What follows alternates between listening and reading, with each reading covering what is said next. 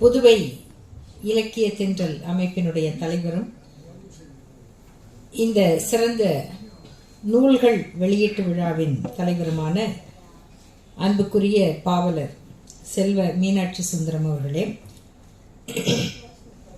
இங்கு வரவேற்புரை ஆற்றிய புதுமை இலக்கிய தென்றலின் செயலாளர் அருமை தோழர் கலையரசன் அவர்களே, நன்றி உரை வழங்கவிருக்கின்ற தேன்மொழி நந்தன் அவர்களே, நூலை பெற்றுக்கொண்டு உரையாற்றிய திராவிடர் கழகத்தின் துணை பொதுச் செயலாளர் அன்பு தம்பி பிரின்ஸ் அவர்களே, உடுமலை வடிவேல் அவர்களே, இசையின் இல்லையா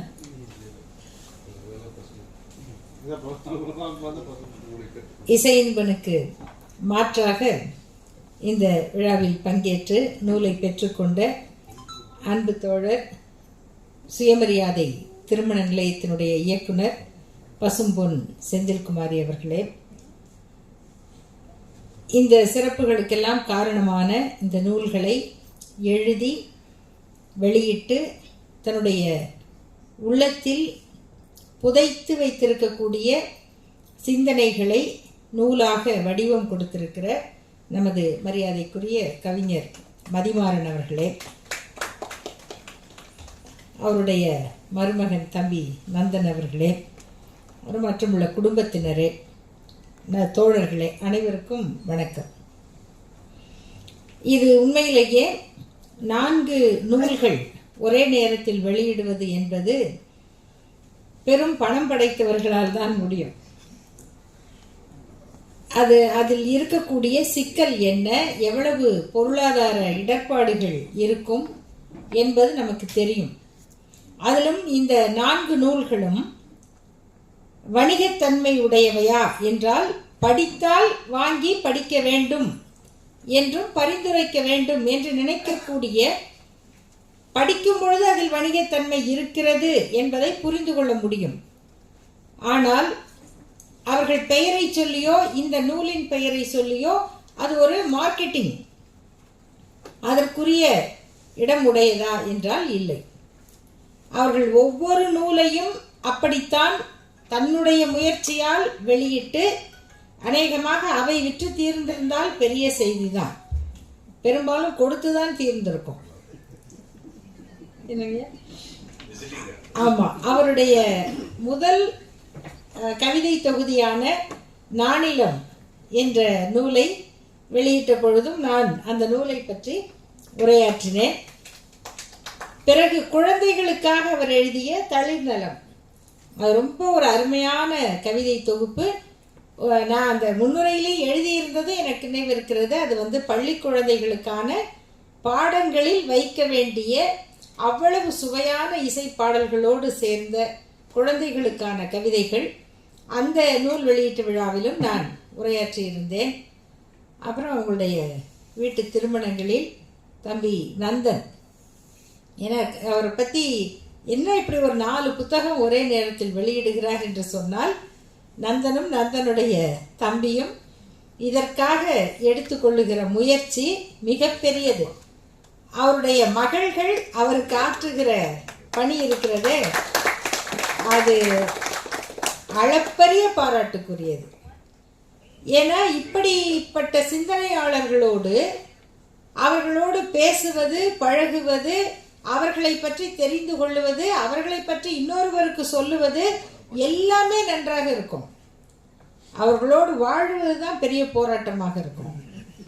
அது அவருடைய இணையருக்கும் அவருடைய பிள்ளைகளுக்கும் அந்த போராட்டம் மிக இளம் வயதில் இருந்து பழகியது.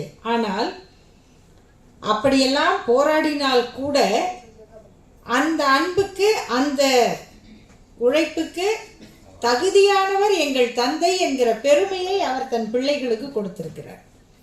ஏன்னா அந்த மதிப்பு தான் ஒரு குடும்பத்தில் அந்த குடும்பத்தினரால் ஒருவருக்கு கிடைக்கக்கூடிய பெருமை, ஒரு கொள்கையாளருக்கு கிடைக்கக்கூடிய பெருமை. எல்லாருக்கும் இல்லை. எங்கள் தந்தை இத்தகைய கொள்கையுடையவர். கொள்கை என்பது இயக்கம் சார்ந்து லட்சியம் என்று சொல்லுவது மட்டுமல்ல, வாழ்க்கை நடைமுறையில் சில நெறிமுறைகளை பின்பற்றுகிறவர்கள். எக்காரணம் கொண்டும் அறம் பிறழ்ந்த வாழ்க்கையை இதற்காக நான் கைக்கொள்ள வேண்டும் என்ற அவசியம் இல்லை என்று நினைக்கக்கூடியவர்கள். அப்படி வாழ்பவர்கள் மிகச்சிலர் தான். அவருடைய மகளாக மருமகனாக வாழ்வது என்பது ஒரு போராட்டம்தான். ஆனால் அவர்கள் தங்கள் உள்ளன்போடு தங்கள் தந்தையினுடைய அந்த விருப்பத்தை, விழைவை மதித்து இந்த நிகழ்வை நடத்துகிறார்கள் என்பதால் அவருடைய குடும்பத்தினருக்கு என்னுடைய அன்பையும் பாராட்டுதலையும் நன்றியையும் தெரிவித்துக் கொள்கிறேன். ஐயா அவர்களை எனக்கு தெரிந்த போது, அவரை பற்றி தெரிந்த முதல் செய்தி, அவருக்கு திரைப்பட துறையில் இவ்வளவு ஆர்வம் இருக்கிறது என்பதுதான். அது எவ்வளவு ஆர்வம் என்று சொன்னால், தம்பி நந்தனுக்கு பெண் பார்த்து கொண்டிருந்த பொழுது செந்தில் அவர்களுக்கு தெரியும். அப்போ திருமகளமா இருந்தாங்க. நல்ல பையன், நல்ல வேலை செய்வார், சம்பாதிப்பார், மனைவி நன்றாக அன்பாக பார்த்து கொள்ளுவார் அப்படின்லாம் சொன்னால் கூட, என்ன வேலை செய்கிறார் என்று கேட்டால் அவர் திரைப்படத்துறையில் உதவி இயக்குனராக இருக்கிறார். பல்வேறு அதை சார்ந்த பல தொழில்கள் அவருக்கு தெரியும். ஆகவே அவர் வாழ்க்கையை நடத்தக்கூடிய திறமை உள்ளவர் என்று சொன்னால், மற்ற எல்லா தகுதிகளையும் கேட்ட பிறகு இதற்காக பின்வாங்குகிறவர்கள் அதிகம். அப்படிப்பட்ட நிலையில் அவர் திரைத்துறையில் இவ்வளவு ஆர்வம் கொண்டவர் என்பதனாலேயே விரும்பி மருமகனாக ஏற்றுக்கொண்டவர் ஐயா மதிமாறன் அவர்கள். இந்த ஏதோ ஒரு படம், ராஜா சின்ன ரோஜான்னு நினைக்கிறேன், வீடே கொடுக்க மாட்டாங்க. ஒரு வீட்டுக்கு போய் கேட்டால் மட்டும், ஐயோ சினிமாக்காரங்கன்னா தான் நாங்கள் வீடு கொடுப்போம், எங்கள் வீட்டில் இருந்துதான் அவர் ஹீரோவானார், இவர் அப்படியெல்லாம் அந்த வீட்டுக்காரர் ரொம்ப ஆசையாக சொல்லுவார். அப்படி அதை விரும்புகிறவர்கள் இருக்கிறார்கள். அந்த அளவுக்கு அவருக்கு திரைத்துறையின் மீதும் அந்த உலகமே மோசடியானது அல்ல, அதில் நல்லவர்கள் இருந்தார்கள், இருக்கிறார்கள், இனியும் இருப்பார்கள் என்ற நம்பிக்கையும் கொண்டவர். ஆனால் இந்த நம்பிக்கையோடு சென்று தம்பி பிரின்ஸ் சொன்னதை போல அதில் நின்று வென்றவர்கள் குறைவு. அந்த மாய வலையால் வீழ்த்தப்பட்டவர்கள் அதிகம். வீழ்த்தப்பட்டவர்களில் சிக்கிவிடாமல், வீழ்ந்து விடாமல், என்னால் வெல்ல முடியாவிட்டாலும் சற்று விலகி இருந்தாவது அந்த திரை உலகத்தோடு என்னுடைய பயணத்தை தொடர்வேன் என்று முடிவு செய்து கொண்டவர் ஐயா மதிமாறன் அவர்கள். அதனால் அவரே அந்த முன்னுரை, பெரிய முன்னுரை, அது உண்மையிலேயே படிக்க வேண்டிய முன்னுரை, மிகப்பெரிய 40 பக்கத்துக்கு மேலே போகுதுன்னு நினைக்கிறேன். அந்த முன்னுரையில் அவர் அந்த திரைப்பட துறையில ஒவ்வொரு துறையிலும் நடக்கிற பிரச்சனைகளை எழுதுகிறார். எந்த அளவுக்குன்னா, திரை அரங்க உரிமையாளர்கள் என்ன பண்றாங்க, ஒரு சினிமா, நல்ல சினிமா வருதா, நல்ல சினிமா ஓடுதா, நல்ல சினிமா வெற்றி அடையுதா, இல்லை என்னெல்லாம் அந்த திரை உலகம்ங்கிறது எப்படியெல்லாம் இருக்குது, அதுக்கு என்ன காரணம் என்று சொல்லும் பொழுது அந்த ஒவ்வொரு துறையை பற்றியும் அவர் எழுதுகிறார். அதில் திரை மேனேஜர், திரை அரங்க உரிமையாளர்கள் அவர்கள் எப்படி நடந்து கொள்ளுகிறார்கள், எப்படி எப்பேற்பட்ட தயாரிப்பாளரும் நம்மிடம்தானே வர வேண்டும் என்று அவர்கள் நினைக்கிறார்கள். அந்த திரையரங்குகளுடைய பராமரிப்புகள் கூட சரியாக இல்லை. இது ஒரு பக்கம் திரையரங்கங்களுடைய நிலைமை. இன்னொரு பக்கம் என்ன ஆகிறதுனா, திரையரங்கம் என்ற பெயரில் பெரிய அரங்கமெல்லாம் கிடையாது. நாம் பார்த்த பழைய தியேட்டர், சேலத்தில் ஒரு திரையரங்கத்துக்கு பேலஸ் அப்படின்னு பேர். பேலஸ் என்பது அரண்மனைங்கிறது அப்புறம்தான் தெரியும். ஆனால் அந்த தியேட்டர் அரண்மனை மாதிரி அவ்வளவு பெரிதாக இருக்கும். ஒவ்வொரு ஊரிலும் அப்படி சில பெரிய திரையரங்கங்கள் இருக்கும். நமக்கு அது நினைவு இருக்கு. அதில் பால்கனி இருக்கும், அடுத்தது இருக்கும், அப்புறம் பெஞ்ச் டிக்கெட் வரைக்கும் இருக்கும். அதுக்கு முன்னால் இருந்தவங்களுக்கு தர டிக்கெட்டும் தெரியும். இப்படியெல்லாம் இருந்த அரங்கங்கள் இன்றைக்கு இடிக்கப்படுகின்றன. மாறாக மிகப்பெரிய வணிக வளாகங்களுக்குள் இந்த அளவுக்கு ஒரு ஹால் அல்லது இதை போல இன்னொரு பங்குடைய சிறு அரங்கங்கள் நிறுவப்பட்டு, அந்த அரங்கத்துக்கு டிக்கெட்டே எவ்வளவு காசு, அதுக்கு மேலே நம்ம எதுவும் சாப்பிட உள்ளே கொண்டு போக முடியாது, நம்ம கொண்டு போகிறத விட மாட்டாங்க. அங்கே போய் எதை வாங்கினாலும் 300 ரூபா. டிக்கெட் விலையை விட பாப்கார்ன் விலை அதிகம். இப்படி நடக்கக்கூடிய திரையரங்கங்கள். அப்போ வசதி குறைந்தவர்கள் என்பவர்கள் அந்த அரங்கத்திற்குள் செல்ல வேண்டும் என்றாலே அதுக்கு பணம் எப்படி சேர்க்கிறது என்பதே ஒரு பிரச்சனை. அதுக்காக போகாமல் இருக்க முடியுமா? அப்போ அது அவரை என்ன செய்ய வைக்கும்? அந்த சினிமாவுக்கு போகிற ஆசை உள்ளவரை என்ன செய்ய தூண்டும்? இவையெல்லாம் ஒரு அரங்கம் சார்ந்து அவர் வைக்கக்கூடிய சில விமர்சனங்கள். இதை தவிர ஒரு முக்கியமான கேள்வி கேட்டிருக்கிறார்.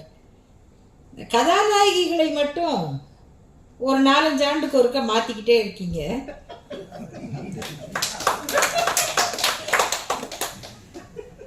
இது அந்த கதாநாயகர்களை மட்டும் நாங்கள் பார்த்து பார்த்து புளித்து போன அதே முகங்களை திரும்ப திரும்ப கதாநாயகர்களாக காட்டிக் கொண்டிருக்கிறீர்கள். அப்புறம் இவருக்கு எப்படி வாய்ப்பு கிடைக்கும்? அப்ப ஏன் கிடைக்காது? அதையும் அவரே சொல்லுகிறார். இயக்குனர், அதாவது கதை வைத்திருப்பவர்கள் கதாநாயகியிடம் போய் கதை சொல்லக்கூடிய நிலைமையை மாற்றணும். ஏனென்றால் கதையாசிரியர்கள் என்பவர்கள் யாரிடம் கதை சொல்லுவார்கள்? ஒரு தயாரிப்பாளரிடம் சொல்லுவார்கள். தயாரிப்பாளர்கள் என்று நமக்கு தெரிந்த அந்த பழைய பேரெல்லாம் சொல்லுவாங்க. அதை தெரிஞ்சுக்கணும்னா இந்த பழைய பாடகர்கள், பழைய திரைக்கலைஞர்கள், அவர்கள் எதுலையாவது பேட்டி கொடுக்கும்போது பார்த்தீங்கன்னா, எல்லார் ஈஸ்வரி அம்மா அவங்கள ஒரு பேட்டி பாருங்க, எதில் வேணா. அந்த படம் 1961 வந்தது. அதனுடைய இயக்குனர் இவர். அது இந்த தயாரிப்பு, இந்த ஃபிலிம்ஸ் தயாரிப்பு, அதனுடைய தயாரிப்பாளர் இன்னார் அப்படின்னு பேரோட சொல்லுவாங்க. ஏன்னா அந்த தயாரிப்பாளர்கள் என்பவர்களே அவர்களுக்கு எத்தனையோ வணிகம் இருந்தாலும் இந்த திரைத்துறை வணிகம் என்பதை விரும்பி அவர்களும் சினிமா ரசிகர்களாக இருந்து செய்தவர்கள்.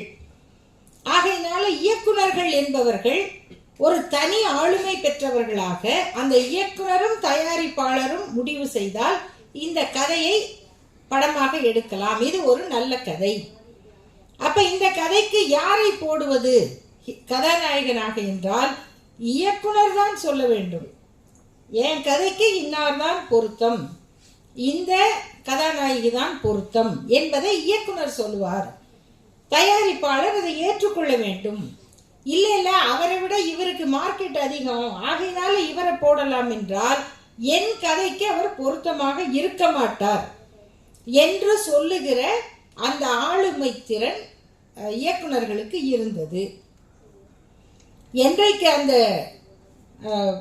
தயாரிப்பு உலகம் என்பது தயாரிப்பாளர்களை தாண்டி ஃபைனான்சியர்களால் முடிவு செய்யப்பட்டது. அப்போ ஃபைனான்சியர் ஒருவருக்கு கடன் கொடுக்க வேண்டும் என்றால் நீங்க எப்படி இந்த படம் வசூலாகும் சொல்லுங்க அப்படின்னு அவர் நிரூபிக்கணும். அப்ப எப்படி வசூலாகும்னா, இந்த ஹீரோக்கு பெரிய வேல்யூ இல்லையே, அப்ப அவரை போடுறீங்களா, நீங்க அவரிடம் தேதி வாங்கி கொண்டு வந்தால் நான் உங்களுக்கு ஃபைனான்ஸ் பண்றேன் என்று ஃபைனான்சியர் கடன் கொடுக்கிற வட்டிக்காரர் சொல்லுகிறார். அப்ப நம்மெல்லாம் பார்க்கிற சினிமாவின் கதாநாயகனை கதாநாயகியை நிர்ணயிப்பது யாருன்னா கதை அல்ல, இயக்குனர் அல்ல, தயாரிப்பாளர் அல்ல, வட்டிக்கு கடன் கொடுக்கிற ஃபைனான்சியர். அப்புறம் நம்ம அங்க போய் கலையை தேடுன்னு தேடி அது எங்க வட்டி தான் குட்டி போடும். திரைப்படத்தில் என்ன இருக்கும்? அதே காட்சி, அதே கதை, ஒரு மொழியில வந்த படம் 10 மொழியில வருது, வெவ்வேறு மாதிரி வருது, சும்மா ரத்தம் சிந்தி செதறுது. ஒரு கதாநாயகர் 10 கொலை பண்ண அடுத்த கதாநாயகர் 110 கொலை பண்றாரு.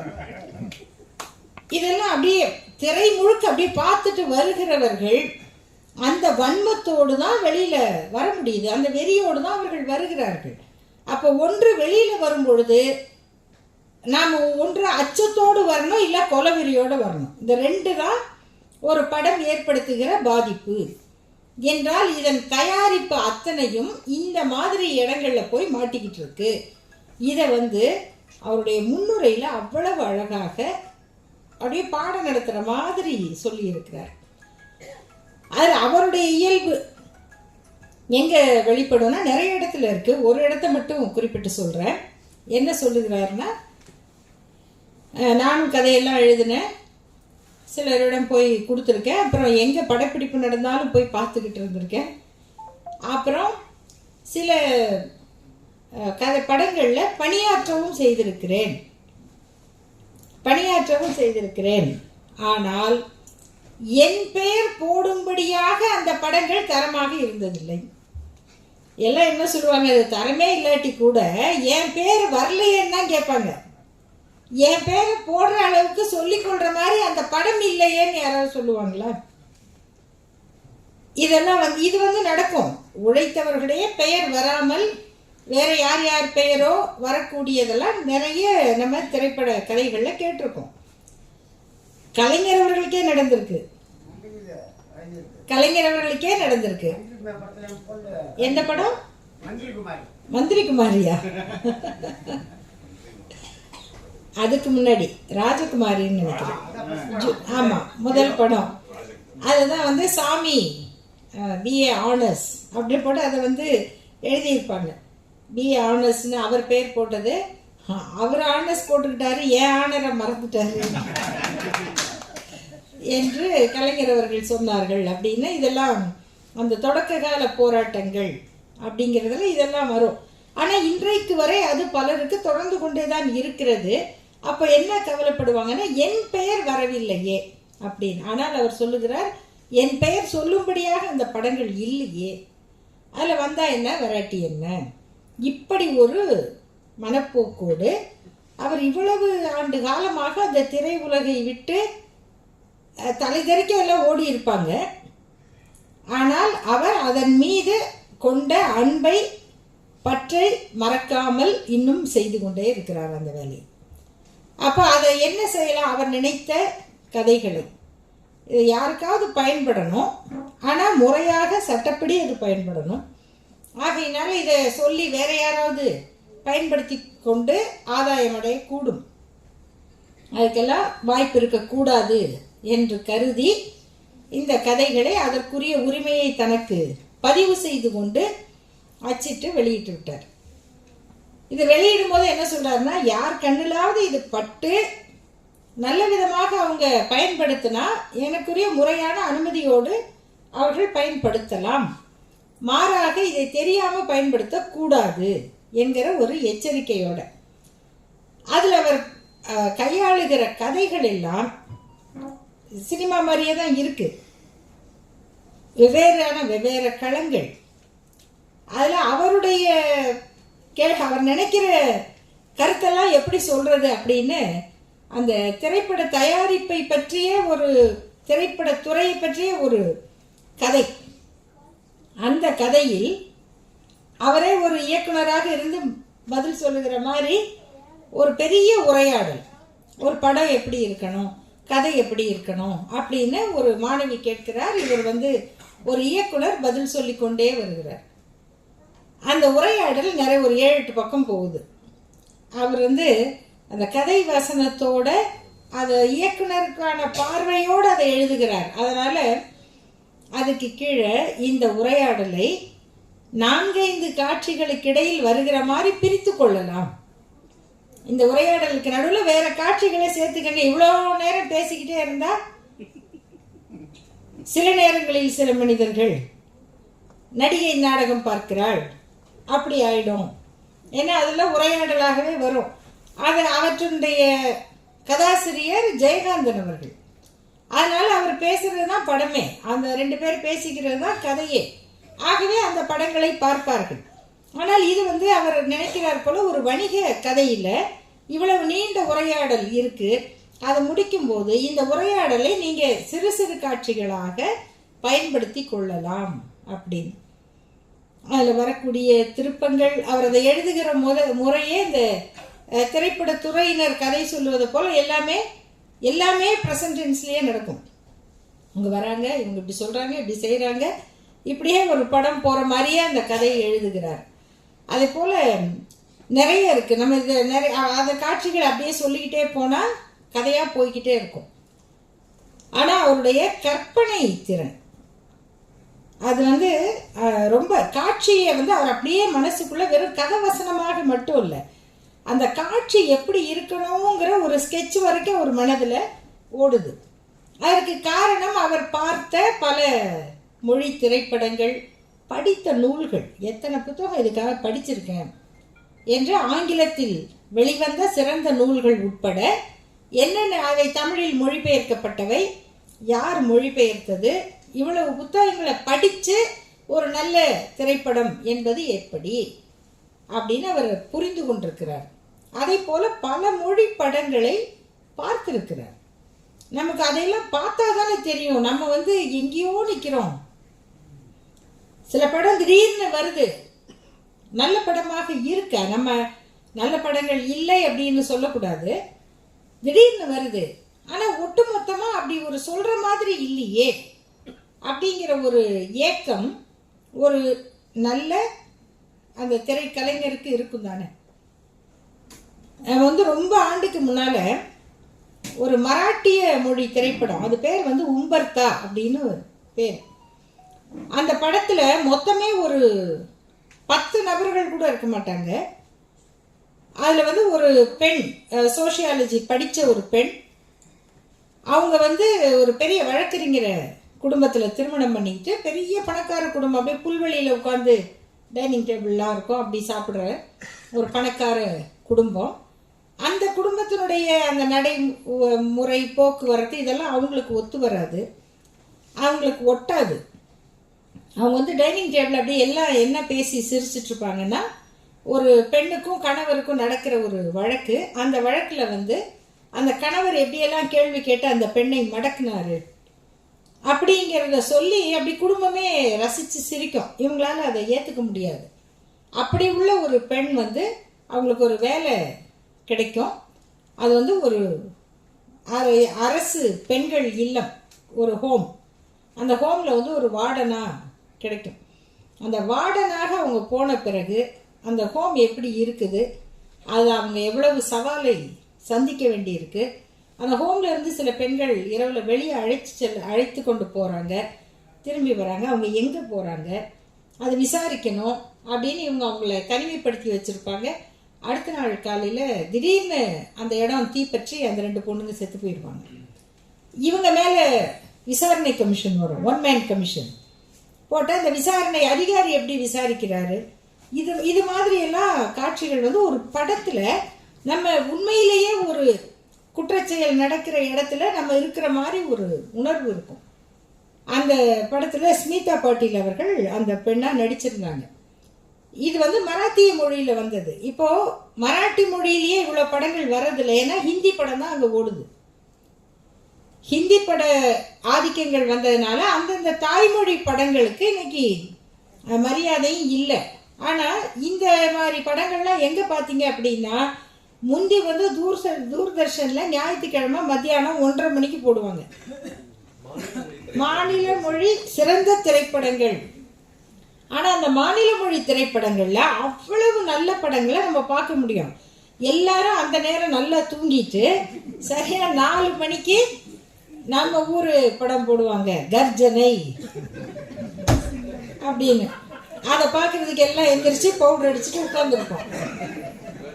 அது அடுத்து வந்து அதில் இது இருக்குது, இன்டர்வல் இருக்குது. என்னென்னா நியூஸ் டைம் இருக்கும், நடுவில் செய்தி வாசிக்க ஆரம்பித்தோம்னா எல்லாம் இன்டர்வல் போகிறது, டீ போடுறது, அதை பண்ணுறது, இது மாதிரி இப்படி தான் நம்ம பார்த்தோம். ஆனால் அவர் வந்து அந்த நல்ல படங்களை தேடி போய் பார்த்துருக்கார். அப்போ அந்த படங்களுடைய பாதிப்பு, அந்த சில காட்சி அமைப்புகளை விவரிக்கிறதெல்லாம் வந்து சித்திரப்பாவை கதையில் வந்து அகிலன் அவர்கள் எழுதுவார். அந்த ஒரு வீடு அப்படின்னு காமிச்சா அது ஒரு ஓவியரோட வீடு. அப்போ அந்த ஓவியரோட வீடு எப்படி இருக்கும் அப்படிங்கும்போது அதை அப்படியே பார்க்கும்போது அவ்வளவு அழகாக இருக்கும். அதே போல் கவிஞர் மதிமாறன் அவர்கள் ஒரு ஓவியரை பற்றி எழுதுகிறார். ஓவியத்தில் ஆர்வம் கொண்ட ஒரு இளைஞன், அதே மாதிரி ஓவியம் வரைகிற ஒரு பெண், அந்த பெண் பேரே ஓவியா.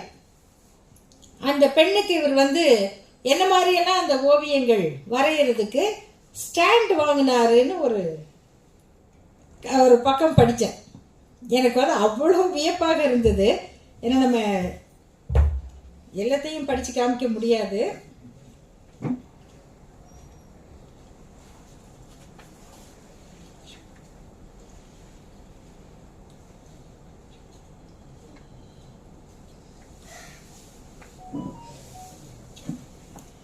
அது மட்டும் சொல்கிறேன். அவர் வந்து ஓவியாவின் கலைத்திறனை, ஓவிய நுட்பங்களை மேலும் மேம்படுத்த ரமேஷ் மரச்சட்டங்களால் கட்டம் கட்டமாக அமைந்த செவ்வக வடிவ ஓவிய ஸ்டாண்ட் ஒன்றையும், கட்டம் கட்டமாக அமைந்த செவ்வக வடிவ ஓவிய ஸ்டாண்ட் ஒன்றையும், செங்குத்தான செவ்வக வடிவ ஸ்டாண்டின் நடுவே அதனை இரண்டாக பிரிக்கும் சட்டம் பதித்த ஸ்டாண்டு ஒன்றையும், எத்தனை விதமான ஸ்டாண்டை அவர் ஓவியர் சில ஸ்டாண்டெல்லாம் வாங்கி கொடுத்தாரு அப்படிங்காம முக்கோண, இதுதான் எனக்கு ரொம்ப ஆச்சரியமா இருந்தது, முக்கோண வடிவ ஸ்டாண்ட் ஒன்றின் கூரான மேல் பகுதியில் ஒரு வட்டமும் அதற்குள் சிறிய வட்டம் போன்றும் அமைந்த ஓவிய ஸ்டாண்டுகளை வாங்கி கொடுத்ததோடு மட்டுமல்லாமல் அவைகளை பயன்படுத்தி எவ்வாறெல்லாம் மிக தொலைவு அண்மை, மிக அண்மை தோற்றங்களையும், முழு உருவங்களை, அதன் மறுபக்க கோணங்களையும், முகத்தை மட்டும் மிக நெருக்கமாகவும், முகத்தின் குறிப்பிட்ட அவயத்தை எவ்வாறு நெருக்கத்தில் வரைவது என்றும் தனது கம்ப்யூட்டர் மூலம் எடுத்த விவரங்களின் அடிப்படையில் தான் தெரிந்து கொண்டவைகளை ஓவியாவிற்கு கற்றுக் கொடுத்து, அப்புறம் சினிமாவில் அவளிடம் இருந்து காதல் நெருக்கத்தை கற்றுக்கொண்டான் ரமேஷ். அந்த ஓவிய ஸ்டாண்டு எத்தனை விதம், அதுல என்னென்னலாம் செய்யலாம் அப்படிங்கும்போது அந்த கதாபாத்திரம் என்னவோ அவர் செய்ய வேண்டிய அந்த பணியை தான் அறிந்து உணர்ந்து அதை வந்து நம்மோட பகிர்ந்து கொள்ளுகிறார். அதுதான் ஒரு சிறந்த கலைஞருடைய உள்ளம். அவங்களுக்கு பிடிச்சது என்னன்னா தனக்கு தெரிஞ்சதை இன்னொருத்தருக்கு சொல்லணும், அவ்வளவுதானே. அதுதானே கலை. எனக்கு இவ்வளோ வண்ண வண்ணமா வரைய தெரியும், வரைஞ்சி நான் வச்சுக்கிறது இல்லையே, இதை பாருங்க, உங்களுக்கு என்ன தோணுது இதை பார்த்து அப்படின்னு அதை பகிர்ந்து கொள்வதான ஒரு கலை. அப்படிப்பட்ட ஒரு சிறந்த கலை உள்ளத்தோடு இந்த திராவிட இயக்க கொள்கைகளை பற்றிய சமத்துவ புரிதலோடு, ஜாதி எதிர்ப்போடு, அது தொடர்பான ஆணவ கொலைகள் வரைக்கும், பெண்களுக்கு நடக்கிற பாலியல் தொல்லைகள் துன்பங்கள் வரைக்கும், அதில் காட்டப்படுகிற ஜாதிய பாகுபாடு வரைக்கும் அத்தனையும் ஒரு பக்கம் வைத்துக்கொண்டு இந்த கலை வடிவத்திற்குள் அவற்றை கொண்டு வருவதற்கு அவர் நடத்தி இருக்கிற போராட்டம் தான் இந்த திரைக்கணிகள் என்ற 2 தொகுதிகளுடைய உள்ளடக்கம். அதே போல் இந்த பூணூலும் இந்திய மகதாவும் நான் இன்னும் படிக்கல. ஆனால் பூணூல் படிக்க வேண்டும் என்கிற ஆர்வத்தை நமது தலைவர் பாவலர் செல்வ மீனாட்சி சுந்தரம் அவர்கள் மிக அழகாக நமக்கு எடுத்து சொல்லி இருக்கிறார். இந்திய தாய் வந்து ஏற்கனவே ஒரு புகழ்பெற்ற நூல் இந்திய மாதா அப்படிங்கிறது, அதை மதர் இந்தியா என்ற ஆங்கிலத்தில் எழுதியவர் மிஸ் மேயோ என்ற ஒரு அமெரிக்க பெண்மணி. அவங்க அப்போ சென்ற நூற்றாண்டின் தொடக்கத்தில் வந்து அவங்க இந்தியாவில் நடப்பதையெல்லாம் பார்த்து இவ்வளவு மோசமாக பெண்கள் நிலைமை இருக்கு அப்படின்னு அவங்க எழுதிய அந்த மதர் இந்தியா, அப்புறம் பின்னாடி அது வேற மாதிரி மதர் இந்தியான்னு திரைப்படமாக கூட வந்தது ஒரு பகுதி மட்டும். ஆனால் அந்த நூலை அவங்க எழுதினதுக்காக இந்தியர்கள் அவரை திட்டிய திட்டு கொஞ்ச நஞ்சம் அல்ல. அவர் சொன்னதுல என்ன தப்பு என்று எழுதியவர் தந்தை பெரியார் மட்டும்தான். இது நடக்கலன்னு சொல்லுங்க அல்லது நடக்க கூடாதுன்னு சொல்லுங்க, இங்க இருக்கும் ஆனா நீ இதை எழுதக்கூடாதுங்கிறது என்ன யோகிய தன்மை என்று ஐயா தான் கேட்டார். மகாத்மா காந்திக்கு கூட கோபம் தான் வந்தது. என்னது, நீங்க வந்து குப்பை தொட்டியை திறந்து பார்த்தா குப்பை தான் இருக்கும், பூஜை அறைக்கு வந்து பார்த்தீங்கன்னா சாம்பிராணி மணக்கும், நீங்க வந்து ஊரெல்லாம் குப்பை தொட்டியை மட்டும் பார்த்துட்டு இதுதான் இந்தியான்னு எழுதிட்டீங்க அப்படின்னு அந்த அம்மா வந்து குப்பைக்காரி அப்படின்னு எழுதினாங்க. குப்பை தொட்டி ஆராய்ச்சியாளர் அப்படின்னு. இந்த மாதிரி சுதேசமித்திரன்லாம் வந்து ஒரு பேச்சு வேற ஒரு செய்தியிலையும் சொல்லியிருக்கேன். அலமேலு மங்கை தாயார் அம்மாளை பற்றி அவள் இவள்னு எழுதினதை கண்டித்து எழுதிய போது, மிஸ் மேயோவை தவிர வேற யாரையும் அவள்னு எழுதுவது எங்கள் கொள்கை அல்ல. அப்போ ஒரு கொள்கையே வச்சு திட்டுற அளவுக்கு ஒரு அம்மா எழுதி இருக்கிறாங்க அப்படின்னா, அந்த பேர் தான் இந்திய தாய், மதர் இந்தியாங்கிறது. அந்த பெயரை மீண்டும் அவர் தன்னுடைய நூலுக்கு வைத்து, அப்போ அதனுடைய உள்ளடக்கம் எப்படி இருக்கும் அப்படிங்கிறத நம்ம புரிந்து கொள்ள முடியும். இவ்வளவு அருமையான எண்ணங்களை எழுத்துக்களாகவும் வண்ணங்களாகவும் வடிவமைத்து வெளியிட்டு தன்னுடைய பணியை தொய்வின்றி செய்து வருகிற பாவலர் ஐயா மதிமாறன் அவர்களுக்கு நம் அனைவருடைய பாராட்டுதல்களையும் தெரிவிப்போம். தொடர்ந்து செயல்படுங்கள். நன்றி, வணக்கம்.